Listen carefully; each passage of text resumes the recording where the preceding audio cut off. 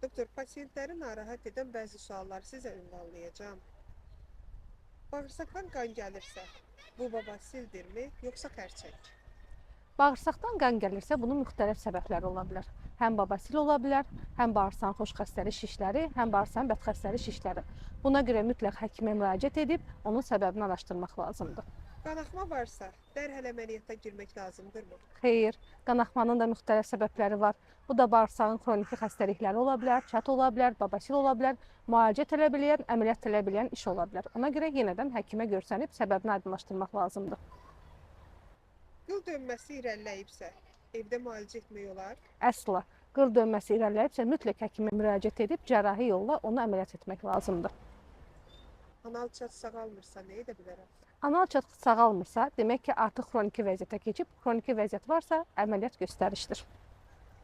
Qarın ağrısı və qanaxma birlikdədirsə, bu təhlükəlidirmi? Qarın ağrısı və qanaxma birlikdədirsə, bu demək ki, bağırsağın xroniki xəstəliklərinə aiddir ki, bunlara da qeyri-spesifik xoralı kolit, Kron və sair xəstəliklərə aiddir ki, mütləq gastroenteroloqa müraciət edib kolonoskopiya müayinəsindən keçib konservativ müalicə almaq lazımdır.